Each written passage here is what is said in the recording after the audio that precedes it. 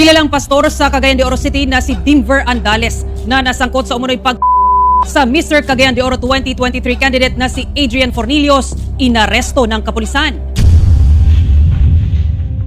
Ito na ang matagal natin hinihintay mga idol, at narito na ang bagong update sa kaso ng pamamaslang kay Mr. Adrian Fornillos, isang candidate sa Mr. Cagayan de Oro 2023. Nag-viral ang mga post ukol sa kaso ng pagpaslang kay Adrian Fornillos, at si Pastor Andales ang dinadawat na mastermind umano sa kaso. Totoo kaya sila ang mastermind sa pag-ay kay Mr. Adrian Fornillos? Hindi na natin patatagalin ito, magsimula na tayo, panoorin ang buong video. Kumusta mga idol, mayroon naman tayong bagong chika sa inyo. Bago yan, welcome sa channel ni Mr. JV. Sa bisa ng warrant of arrest sa kasong murder, inaresto si Pastor Denver Andales. Kasama rin sa pag-aresto ang junior pastor na si Jeter Nunot. Ang pamilya ni Adrian ay personal na pumunta sa estasyon upang bantayan ang pangyayari. Sa ilalim ng kautusan ng pag-aresto, ang mga opisyal ng Agora Police ay inaresto ang dalawang lider ng simbahan sa Cagayan de Oro City na matatagpuan sa Barangay Lapasan.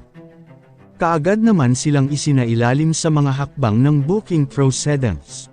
Subalit, nang dumating ang mga kamag-anak ni Adrian Fornillos, sila ay tumanggi na magbigay ng kanilang salaysay sa mga awtoridad.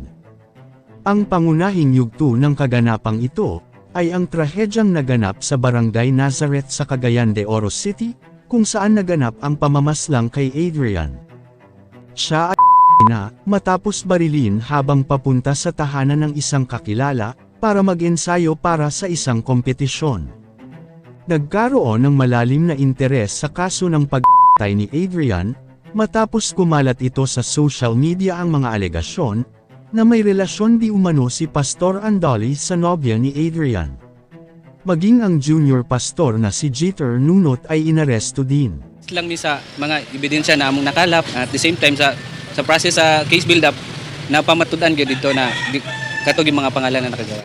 Ayon kay Pastor Andales, balak daw siyang kasuhan at sinisira ang kanyang pangalan, lalo na't tatakbo ang kanyang anak sa barangay election. Kanina impact sa iyang kredibilidad, isip amahan no sa iyang pamilya, isip bana, isip usa ka leader sa community, labi na karon nga nagdagan ang iyang anak pagkakagawad. So, matapos ang 3 buwan, noong August 11, mabilis na kumalat sa mga social media ang mga post ng mga kaanak ni Adrian, na nagpapakita ng kanilang pagkaalarma at galit sa mga akusado.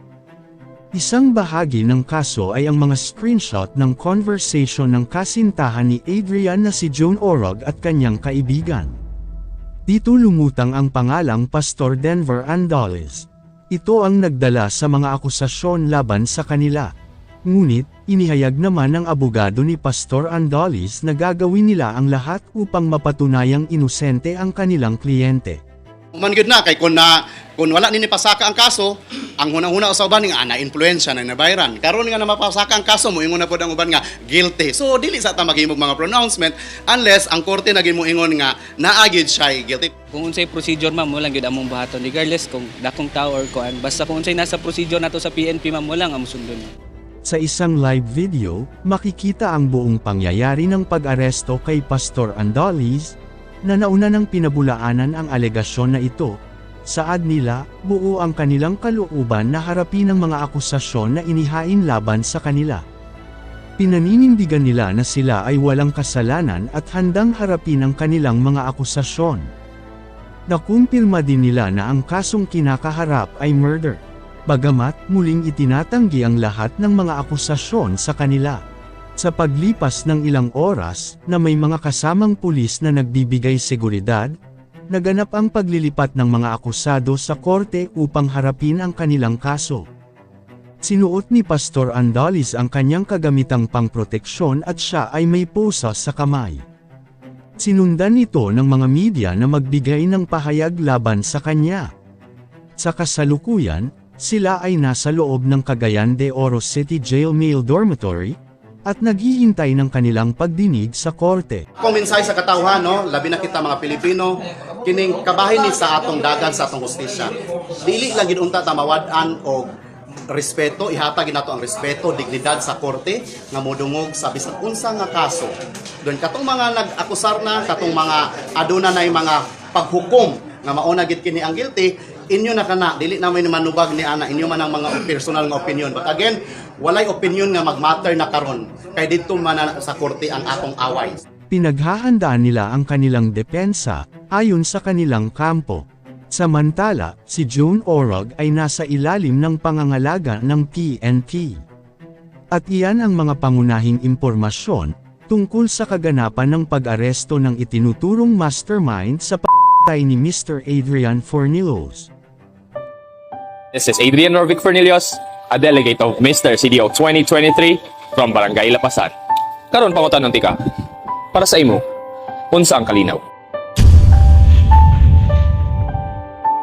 Kayo mga idol, ano ang masasabi nyo sa chika topic natin ngayon? At syempre bago tayo magtapos sa ating video, ay inaanyayahan ko kayo na mag-like sa ating Facebook at mag-subscribe na rin sa YouTube, dahil malaking tulong na ito sa pag-grow ng aking channel, upang mas lalo pa ako na magsipag sa pag-upload ng mga videos na kagaya nito. Hindi naman ako nagmamakaawa sa inyo mga idol, pero sana maawa na kayo. Hanggang dito na lang ang ating video, maraming salamat sa inyong pagtambay, bye-bye!